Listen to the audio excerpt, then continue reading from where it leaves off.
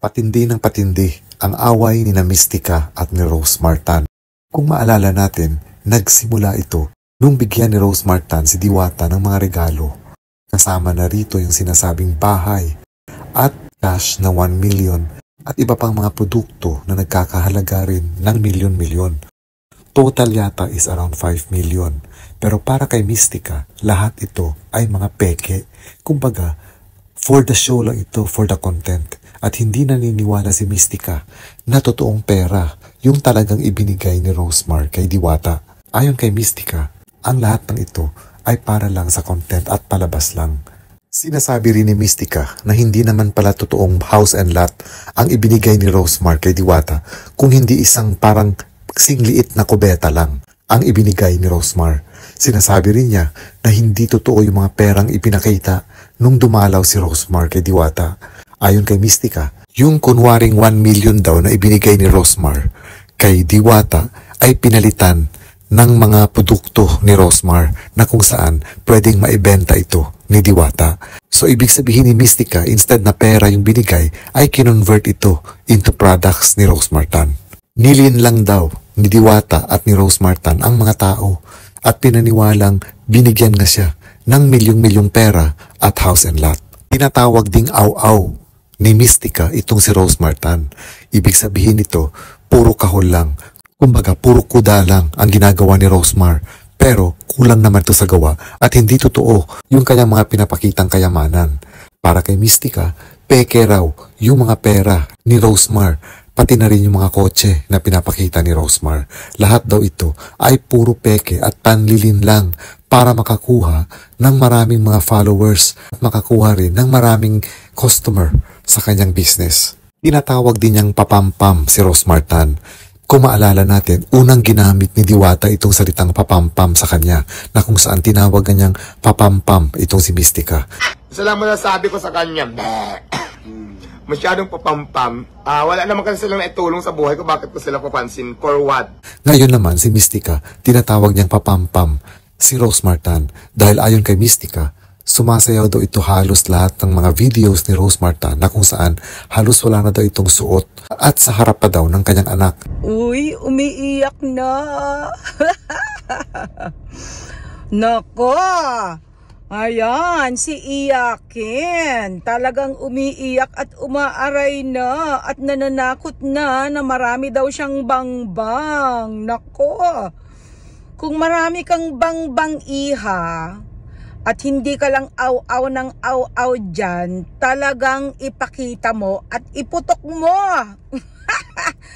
Puro lang naman talagang aw-aw at wala kaming nakikita tulad ng walang proof na talagang yung 1 million mo talagang napunta sa bangko ni ni Diwata. Wala talaga, puro mga paputok na walang laman. Sa bagay, Rosemar lang ang pinakamalakas ng ng putok. Ayan, bumili na kayo ng ng para sa kilikili power. Marami siya dyan, loaded talaga siya dyan. Alright, marami daw siyang bala. O di putok mo. Sa bagay, araw-araw ka namang pumuputok.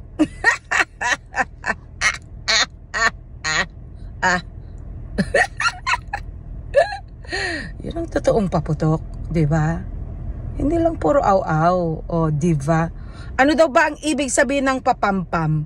Well, tanungin nyo na lang si Diwata dahil siya yung nakakaalam kung ano ang totoong ibig sabihin ng papampam. Di ba? Dapat iyan ang gamitin niya kay aw-aw papampam instead na gamitin niya sa akin. Alright. Pati ba naman yung pagpapapampam ng social media, kailangan ba nandun yung anak niya sa harap niya habang siya ay halos nakahubad? Yuck! Dapat yung mga ganyan ang kinukulong at pinapaputukan. Halos araw-araw ay nagpaparinig si Mystica kay Rose Martan sa kanyang social media, particularly sa kanyang Facebook account. At dahil nga dito, napuno na yata si Rosemar kay Mystica, kung kaya nanawagan ito sa kanyang mga followers na more than 4 million followers na kung saan hinihiling niya sa mga followers niya na i-mass report ang Facebook account ni Mystica. Bilang pang-engganyo sa kanyang mga followers, sinasabi rin ni Rose Martan na may papremyo siyang mga cellphones. Hindi lang maliwanag kung iPhones nga ba ang ipamimigay niya or sa iilang mapipiling mga nag-mass report bilang premyo nila. Ayon kay Rose Martan kasi, sa lahat ng ayaw talaga niya ay yung idadamay ang kanyang anak na wala naman daw kamalay-malay sa mga nangyayari between her and Mystica. Para naman kay Mystica, hindi siya natatakot kung ima-mass report yung kanyang Facebook account dahil para nga sa kanya, meron pa naman daw siyang YouTube na kung saan kumikita siya sa YouTube. Naniniwala rin daw si Mystica na itong mga ginagawa niya sa social media tungkol kay Rosemar at kay Diwata ay pagpapahayag lang ng kanyang opinyon. Kumbaga, lalong-lalo na daw kay Rose Martan, ang gusto na niyang ipakita dito na si Rose Martan ay mapanlin lang. Kumbaga, ayon kay Mystica, lahat ng ipinapakita ni Rosemar sa social media ay puro mga peke, pekeng pera, pekeng bahay, pekeng mga sasakyan. At sinasabi rin ni Mystica na pinipili lang ni Rose Martan ang kanyang mga gustong tulungan. Kumbaga, tumutulong siya dahil sa kanyang self-interest or for her self-interest. Mabibigat itong mga alegasyon ni Mystica kay Rose Martan. Kung anumang ebidensya ang meron siya, siya lang ang nakakaalam. Para naman kay Rose Martan, hanggang saan niya kayang dalhin ang issue na ito? Hanggang social media na lang ba ito? Or madadala nga ba niya ito sa korte? Anyway, the bottom line is, whether it's good or bad, it's still publicity.